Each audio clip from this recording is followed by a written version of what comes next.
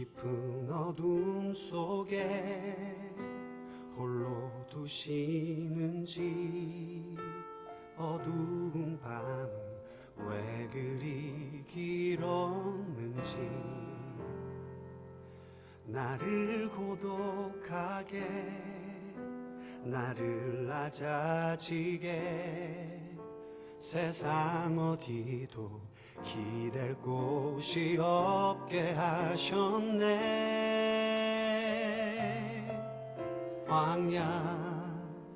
광야에 서 있네.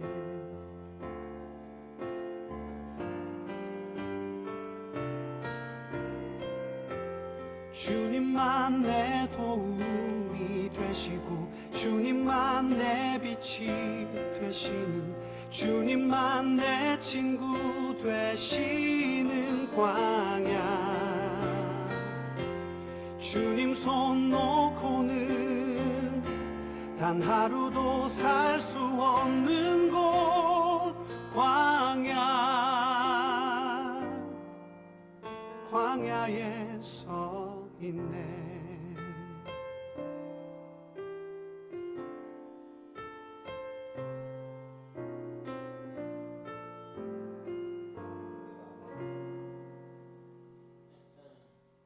왜 나를 깊은 어둠 속에 홀로 두시는지, 어두운 밤은 왜 그리 길었는지,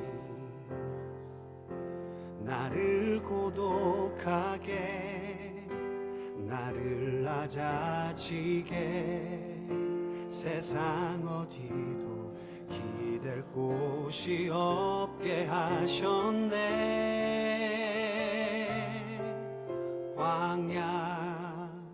광야에 서 있네.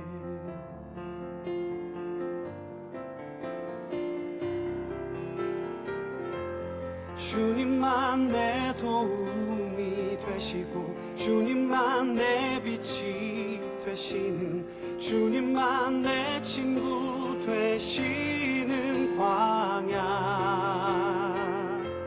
주님 손 놓고는 단 하루도 살 수 없는 곳, 광야.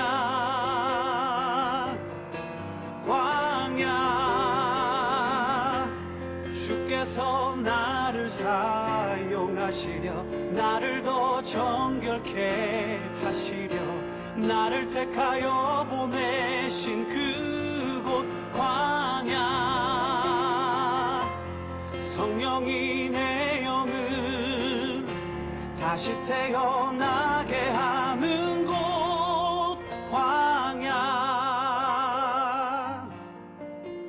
광야에 서 있네.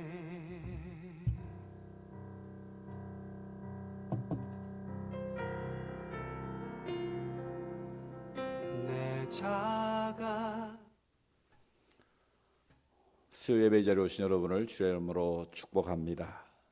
제가 4박 5일 동안 백두산과 동북 삼성 지역을 탐방하고 있습니다. 오늘은 백두산에 오른 날이었습니다. 천지를 바라보면서 이 민족을 향한 통일의 시대를 다시 한번 염원하면서 하나님 앞에 기도를 올려드렸습니다. 다 같이 기도함으로 수요 예배 하나님께 올려드립니다. 살아계신 아버지 하나님, 감사합니다. 오늘도 저희들을 은혜의 자리로 불러주셔서 주님을 예배하며 주님께 경배드리게 하시니 감사합니다. 삶의 모든 일들을 내려놓고 주의 말씀을 묵상하며 주의 보좌로 나아가기를 원합니다. 오늘부터 수요 정예배 시간을 통하여 여호수아 강해를 끝내고 시편의 말씀을 묵상하기를 원합니다. 우리 내면의 영혼의 모습을 다시 한번 성찰하는 시간 되게 하시고, 영적으로 더욱더 성숙해지고 깊어지는 은혜의 시간으로 이어지게 하여 주옵소서. 오늘 시편 1편의 말씀을 묵상하기를 원합니다. 진리의 성령님 오셔서 말씀하시고 깨우쳐 주시고, 그 말씀 안에서 우리 모두 복 있는 자의 길을 걸어갈 수 있도록 역사하여 주옵소서. 예수님의 이름으로 기도드리옵나이다. 아멘. 오늘 우리에게 주신 말씀은 시편 1편의 말씀이 되겠습니다. 시편 1편 1절부터 6절까지의 말씀을 함께 봉독하도록 하겠습니다. 제가 읽겠습니다. 복 있는 사람은 악인들의 꾀를 따르지 아니하며 죄인들의 길에 서지 아니하며 오만한 자들의 자리에 앉지 아니하고 오직 여호와의 율법을 즐거워하여 그의 율법을 주야로 묵상하는도다. 그는 시냇가에 심은 나무가 철을 따라 열매를 맺으며 그 잎사귀가 마르지 아니함 같으니 그가 하는 모든 일이 다 형통하리로다. 악인들은 그렇지 아니하며 오직 바람에 나는 겨와 같도다. 그러므로 악인들은 심판을 견디지 못하며 죄인들이 의인들의 모임에 들지 못하리로다. 무릇 의인들의 길은 여호와께서 인정하시나 악인들의 길은 망하리로다. 아멘. 아멘. 우리는 지난 시간까지 여호수아서의 말씀을 통해서 가나안을 정복하게 하시는 하나님의 놀라운 능력을 우리가 살펴보았습니다. 또 여호수아서야말로 거친 땅을 밟아 영토를 넓히는 외적 정복의 책이었습니다. 오늘부터 시작하는 시편은 우리의 마음과 영혼을 하나님의 말씀으로 기경하는 내적 성숙의 책입니다. 종교역자 칼뱅은 시편을 가리켜서 영혼의 모든 부분을 비추어주는 거울과 같다라고 말했습니다. 시편에는 기쁨과 감사뿐만 아니라 분노와 탄식, 절망, 회의감까지 우리 내면의 감정이 여과 없이 담겨져 있습니다. 앞으로 시편을 강해하는 동안 우리의 거친 삶의 현장이 하나님을 예배하는 처소로 변화되는 기적이 있기를 주의 이름으로 축복합니다. 오늘 그 대장정의 문을 여는 시편 1편은 우리에게 아주 근본적인 질문을 던지고 있습니다. 당신은 진정으로 복 있는 인생을 살고 있습니까? 세상은 돈이 많고 자녀가 잘 되고 건강한 것을 복이라고 말합니다. 그러나 성경이 말하는 진짜 복은 세상 사람들이 추구하는 복과는 전혀 다릅니다. 오늘 말씀을 통해서 하나님이 인정하시는 진짜 복 있는 사람의 비밀을 깨닫고 그 복된 길을 우리 모두 함께 걸어갈 수 있기를 축복합니다. 첫 번째, 죄의 유혹의 단계를 보여주고 있습니다. 영적 하향 곡선에 3단계가 있음을 말씀합니다. 먼저 시편 1편 1절을 보시죠. 복 있는 사람은 악인들의 꾀를 따르지 아니하며 죄인들의 길에 서지 아니하며 오만한 자들의 자리에 앉지 아니하고 말씀하고 있습니다. 이 1절에는 우리를 영적 침체와 파멸로 이끄는 아주 무서운 영적 하향 곡선이 숨겨져 있습니다. 죄는 결코 우리 인생에 한 번에 무지막지하게 밀고 들어오지 않습니다. 아주 부드럽게 서서히 우리가 눈치를 채지 못하게 계단을 밟듯 내려가게 만드는 것이지요. 우리의 삶의 예를 통해서 이 3단계를 엄밀히 짚어보도록 하겠습니다. 첫 번째 단계는 악인들의 꾀를 따르는 단계입니다. 바로 생각의 틈새를 통해서 우리를 악한 길로, 죄의 길로 이끌어가는 것이죠. 여기서 따른다라는 히브리어는 이 할라크인데 잠시 걷는다라는 뜻입니다. 길을 가다가 옆에서 누가 부르면 잠시 슬쩍 고개를 돌려서 그 사람과 함께 걸어가는 그런 보조를 맞춰 걸어가는 상태를 말합니다. 즉 내 생각과 가치관에 세상의 소리가 틈타기 시작하는 단계를 말합니다. 한 성도가 있습니다. 예를 들면 직장의 김대리라고 한번 생각해 보시죠. 평소에는 믿음으로 살려고 애를 씁니다. 그런데 어느 날 직장 동료들이 모여서 얘기를 나눕니다. 야, 김대리, 요즘 세상에 고지고대로 일하면 바보야. 대충 서류 넘기고 처세서를 부려야 내가 성공할 수 있지. 또 재테크도 관심을 가져야지. 남모르는 우리가 알고 있는 정보를 가지고 투자를 해야 우리가 남보다 돈을 더 벌 수 있지 않겠어? 김대리는 믿음이 좋기에 에이, 그래도 우리가 예수님 사람은 그러면 되나 안 되지. 그러다가도 집에 와서 주식 차트를 보고 세상 뉴스를 보면서 은영 중에 그들의 말이 맞다는 생각이 듭니다. 영적으로 유혹의 걸음을 따라 걷기 시작하는 단계, 즉 바로 생각의 틈새를 타고 마귀가 들어온 것이죠. 그 다음 단계를 거치면 이 두 번째 단계는 죄인들의 길에 서는 단계입니다. 이제 생각의 틈새를 뚫고 마귀가 침투하게 되면 행동으로 옮기기 시작하는 것이죠. 생각의 틈을 방치하면 그 다음 단계로 내려갑니다.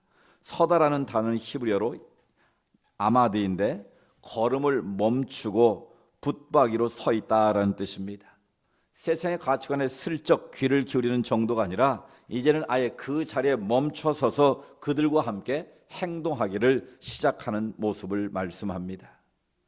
1단계에서 세상 처세에 잠깐 귀를 기울였던 김대리가 이제는 동료들이 제안하는 부정한 방법이나 편법에 눈을 감고 슬쩍슬쩍 이제 등장을 합니다. 회식 자리에서 세상적인 음란한 문화나 험담의 자리에 함께 서서 즐기기 시작하는 것이죠.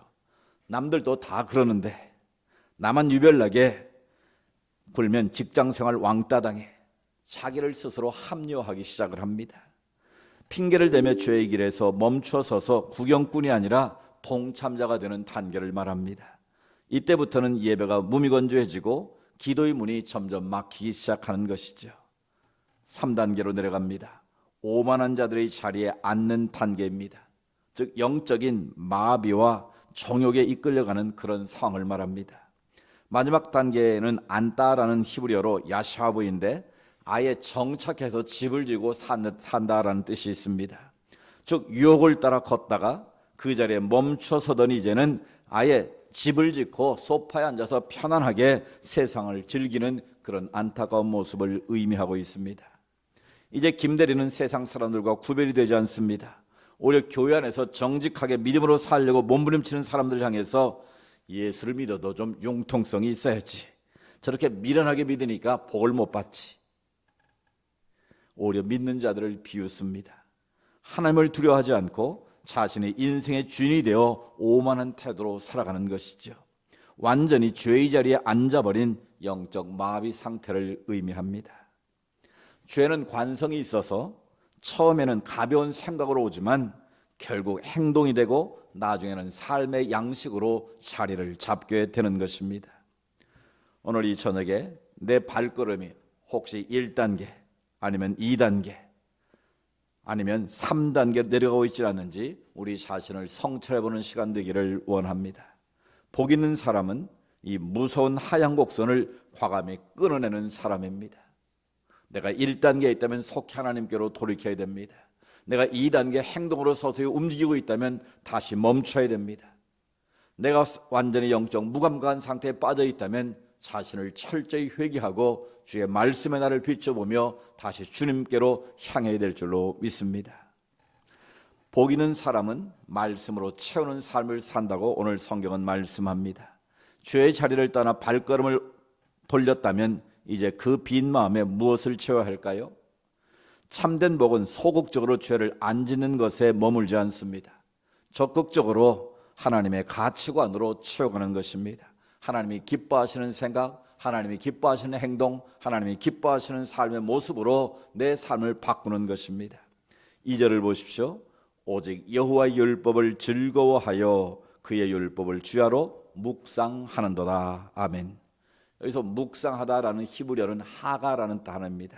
이 하가라는 말은 사자가 먹이를 앞에 두고 빼앗기지 않으려고 입으로 낮게 으르렁거리는 상태를 말합니다. 이런 동물의 왕국을 보시면 사자가 먹잇감을 정하고 딱 조준하고 있다가 으렁으렁 이런 소리를 냅니다. 집중해서 그 먹잇감을 잡기 위해서 읊조리는 그런 상황이죠. 또 비둘기가 구구구구 먹이로 이렇게 소리를 내죠. 바로 그런 상태입니다.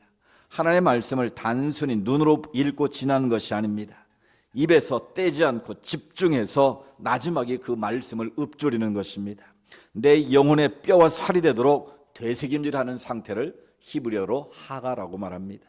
그러니까 복 있는 사람은 하나님의 말씀을 집중해서 읊조리면서 그 삶이 내 삶의 양식이 되도록 집중하는 그런 상태를 말씀하고 있는 것이죠. 우리가 이 저녁에 세상의 즐거움과 피로를 뒤로하고 수요 예배에 나온 이유가 무엇입니까? 온종일 세상의 거친 소리, 뉴스 소리, 염려 소리로 가득 찼던 우리의 심령을 지우고 주야로 주님의 말씀을 우리 영혼에 흘려보내기 위해서 우리는 이 자리에 서 있는 것입니다. 의무감이 아니라 그 말씀이 꿀송이보다 더 달아서 즐거워함으로 읊조리는 은혜가 있기를 바랍니다. 시냇가에 목마른 사슴이 시냇물을 찾기에 갈급한 것처럼 우리가 주의 말씀을 갈급하고 그 말씀을 주야로 묵상하는 자, 바로 그런 자가 복이 있다라는 말씀입니다. 여러분, 하나님의 말씀을 얼마나 즐거워하십니까? 하나님의 말씀을 주야로 집중해서 묵상하고 계십니까? 말씀의 등불이 꺼지면 그 인생은 점점 타락한 길로 걸어가는 것입니다. 죄악의 길로 달려가게 되는 것이죠. 세 번째, 시냇가에 심은 나무의 비밀을 성경은 말씀합니다. 이렇게 주님의 말씀을 즐거워하며 영혼의 되새김질을 하는 사람에게는 하나님의 놀라운 은혜가 시각적인 비유를 통해서 우리에게 들려지고 있습니다. 3절을 보십시오.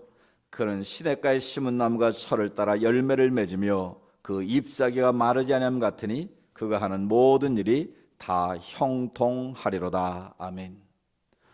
이 구절을 깊이 이해하려면 팔레스타인의 독특한 기후와 그 히브리어 원어의 의미를 살펴볼 필요가 있습니다. 이스라엘은 비가 내리지 않는 건기가 되면 모든 강이 바짝 말라버립니다. 황량한 광야뿐입니다. 온 사방을 돌아봐도 풀 한 폭이 보이지 않고 황량한 광야일 뿐입니다. 그런데 본문에 쓰인 시냇가라는 히브리어로는 펠라김이라는 단어인데, 이 펠라김은 자연적으로 흐르는 강이 아닙니다. 농부가 목적을 가지고 땅을 파서 물기를 낸 인공수로나 관계수로를 펠라김이라고 말합니다. 또한 시문이라는 단어는 히브리어로 이 샤탈이라는 단어인데, 이 자연적으로 씨가 떨어져서 심겨진 것이 아니라 누군가가 의도를 가지고 척박한 땅에 있던 나무를 뿌리째 캐내 가지고 가장 좋은 수로 곁으로 옮겨 심은 상태를 말합니다. 그러니까 씨앗이 스스로 떨어져서 자라는 나무가 아니라 농부가 의도적으로 자기가 물기를 낸 그곳에다가 나무를 옮겨 심은 상태를 샤탈이라고 표현을 한 것이죠. 무슨 의미일까요? 복 있는 사람은 광야 같은 세상에서 내 능력으로 우연히 물을 찾아내서 살아남은 존재가 결코 아니라는 사실입니다. 내가 수고하고 내가 노력해서 복을 받은 존재가 아니라는 것이죠. 정원사이신 하나님께서 전적인 은혜로 우리를 죄악의 황무지에서 건져내어 마르지 않는 생수의 근원인 말씀의 수로에 친히 옮겨 심어주신 인생을 의미하는 것입니다. 그러므로 이 나무의 생존과 성장은 그 나무의 능력이 아니라 옮겨 심으신 농부, 즉 하나님의 손길에 달려 있다는 것입니다. 그렇습니다. 우리는 원래 황무지에 심겨진 바짝 마른 나무와 같은 존재들입니다. 우리 힘으로 우리 노력으로는 도저히 살아남을 수 없는 그런 불쌍한 인생들이었습니다. 그런데 우리의 농부이신 하나님께서, 우리 주님께서 우리를 생수의 근원 되신 우리 주님께서 시냇가 푸른 물가로 우리를 옮겨 심으셔서 시절을 쫓아 열매를 맺게 하시고 꽃이 피고 열매 맺게 하시는 하나님의 놀라운 은혜를 주셨다라는 거예요. 이것이 바로 하나님께 우리 주시는 진정한 복이다라는 것입니다. 2차 세계대전 당시 유대인을 숨겼다는 죄목으로 악명 높은 나치 수용소에 갇혔던 코리 텐범 여사의 이야기가 바로 이 말씀에 살아있는 증거입니다. 그 수용소는 인간의 존엄성이 처참히 짓밟히고 매일 가스실에 비명이 들리는 영락없이 말라 죽을 수밖에 없는 황량한 죽음의 광야였습니다. 하지만 코리 텐범 여사와 그 언니 배 씨는 간수들의 눈을 피해서 삼엄한 검문을 뚫고 수용소 안으로 몰래 작은 성경책 하나를 들고 들어왔습니다. 자매는 매일 밤 막사 구석에 희미한 전등 불빛에 의지해서 시편 말씀을 읽고 또 읽습니다. 간수들은 그들의 자유와 옷을 빼앗고 육신을 줄이게 할 수는 있었지만 영혼의 수로를 통해 흘러들어오는 하나님의 말씀만은 막을 수 없었던 것이죠. 코리테운 여사는 훗날 자서전에서 이렇게 고백을 합니다. 수용소의 삶은 지옥 같았지만 우리의 마음에 흘러들어오는 말씀은 그 어느 때보다 달콤했습니다. 간수들이 아침마다 우리를 모욕하고 때릴 때 우리는 첫날 밤 묵상한 시편을 입술로 낮게 읊조렸습니다. 바로 하나님의 말씀을 하가했다는 것이죠. 그것은 죽음의 장소였지만 주님의 말씀이 공급되는 한 우리는 시냇가에 심은 나무처럼 푸른 영혼으로 예배할 수 있었습니다. 환경이 좋아서 잎사귀가 푸른 것이 아닙니다. 우리 영혼이 말씀의 수로인 펠라김에 깊이 뿌리를 내리고 있다면 인생의 흉년이 오고 수용소 같은 절망을 만나도 우리는 쓰러지지 않습니다. 시절을 쫓아서 풍성한 과일을 맺을 수 있습니다. 이것이 바로 복 있는 사람의 모습인 것입니다. 우리의 삶의 자리가 아무리 강팍하고 아무리 메마른 광야 같고 아무리 죽을 것 같은 절망의 상황에 있어도 펠라김, 하나님이 수로를 내신 그 생명의 물가에 우리가 심겨져 있으면, 그 말씀을 공급을 받으면 우리는 얼마든지 다시 피어날 수 있는 하나님의 은혜와 축복이 임하게 될 줄로 믿습니다. 반면 4절 6절에 보면 악인의 길에 대해서 말씀합니다. 하나님 없이 세상의 꾀와 유혹을 따라 살던 자들의 종말이 어떠한가를 보여주고 있습니다. 4절을 보십시오. 악인들은 그렇지 아니하며 오직 바람에 나는 겨와 같도다. 하나님의 말씀에 깊이 뿌리를 내리고 그 말씀을 주야로 묵상하는 자들은 하나님 주시는 풍성의 복을 받아 누리게 됩니다. 반대로 악인들은 바람에 나는 겨와 같다고 말씀합니다.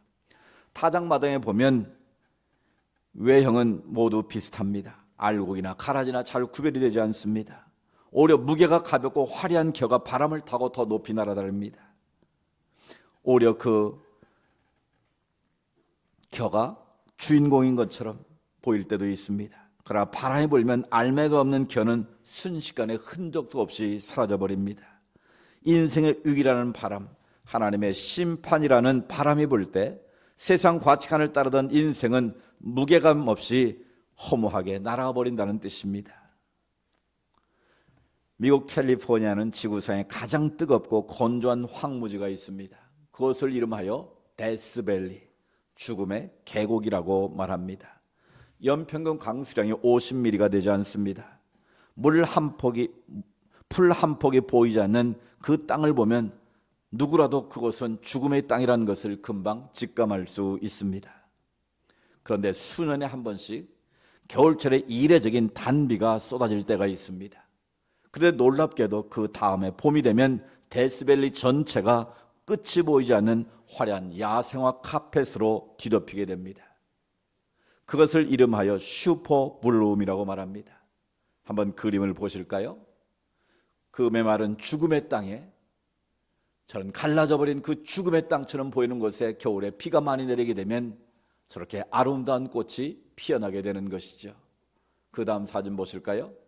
그 죽음의 때에 얼마나 아름다운 꽃이 피어나는지, 형형색색의 아름다운 꽃이 피어납니다. 그 다음 단계를 한번 더 보실까요? 얼마나 멋진 풍경입니까? 죽음의 땅, 죽음의 계곡에 겨울에 물이 내리면, 많은 비가 내리면 봄에 저렇게 아름다운 꽃들이 피어날 수 있다라는 것입니다. 비 한 방울 오지 않는 그 수많은 세월 동안 황무지 메마른 모래 땅 아래 수많은 꽃씨가 죽지 않고 살아 숨쉬고 있었다는 것입니다. 말씀의 단비를 기다리고 있었던 것이죠. 겉으로는 메말라 보였으나 그 중심은 죽지 않았던 것입니다. 세상 사람들은 고난을 만나면 속이 텅 빈 겨와 같아서 절망의 바람에 날아가 버립니다.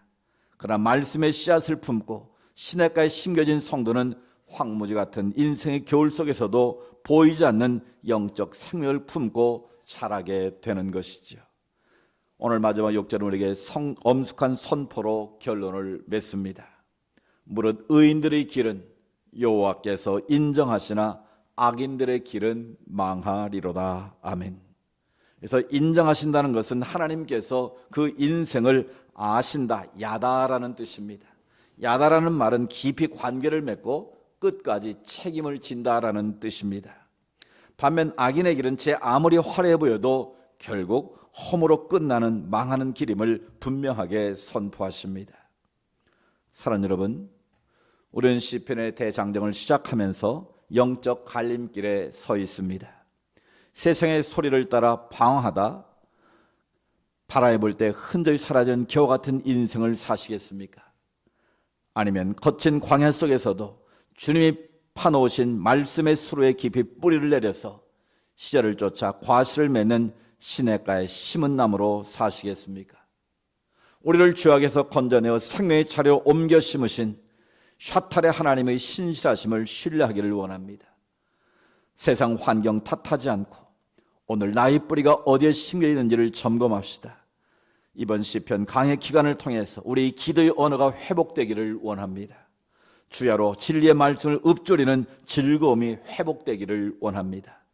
그래요, 오직 하나님이 인정하시고 끝까지 책임지시는 참으로 복 있는 사람의 길을 걷는 우리 모든 온누리 가족들이 될 수 있기를 주님의 이름으로 축복합니다. 함께 기도합니다. 사랑과 은혜가 풍성하신 하나님, 지난 시간 동안 여호수아를 통해 우리의 영토를 넓혀주시고 오늘부터 영혼의 거울인 시편 강해를 시작하게 하심을 감사합니다. 주님, 오늘 말씀을 통해 우리의 발걸음을 돌아봅니다. 우리가 깨어있지 못하여 악인들의 꾀를 은연중에 따라 걸었고 죄인들의 길에 멈추어 서서 타협하며 오만한 자들의 자리에 편안하게 앉아 지내지는 않았는지요. 이 무서운 영적 하향 곡선에서 우리를 건져내 주시옵소서. 죄악의 자리에서 과감히 돌아서는 거룩한 떠남의 용기를 허락하여 주시옵소서. 우리는 본래 거친 들판에서 말라 죽을 수밖에 없는 존재였으나 예수 그리스도의 보혈의 은혜로 우리를 말씀의 시냇가에 옮겨 심어주시니 감사합니다. 우리의 힘과 능력이 아니라 정원사 되신 하나님의 손길에 우리의 인생이 매여 있기를 고백합니다. 인생의 겨울을 만나고 데스밸리 같은 극심한 가뭄을 만날지라도 우리 영혼이 주님의 말씀이라는 수로에 깊이 뿌리를 내리게 하옵소서. 날마다 주의 말씀을 즐거워하며 입술로 나지막이 읊조리는 하가의 비밀을 회복시켜 주시옵소서. 우리의 환경이 흔들리고 바람에 나는 개와같이 요동치지 않도록 도와주시고 겉으로는 메말라 보일지라도 땅속 깊은 곳에서 생명력을 품어 하나님의 때에 아름다운 열매를 맺는 성도들이 되게 하여 주옵소서. 그리하여 우리가 걸어가는 모든 인생길을 주님께서 친히 알아주시고 끝까지 인정하시며 책임지시는 진짜 복 있는 축복을 누리게 하옵소서.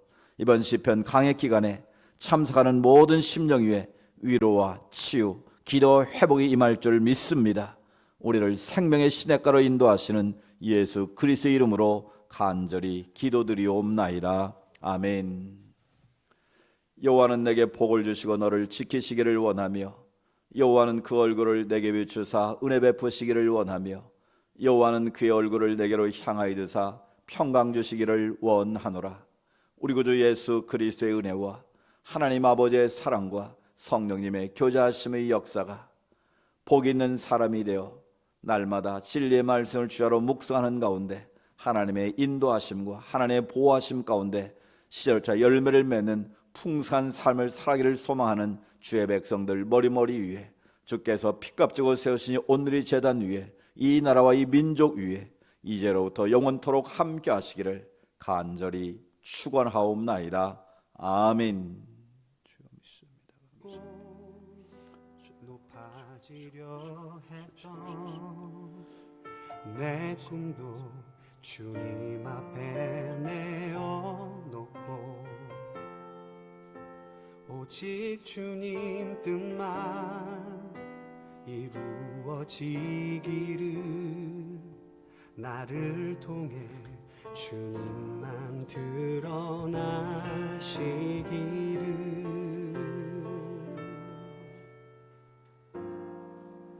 광야를 지나며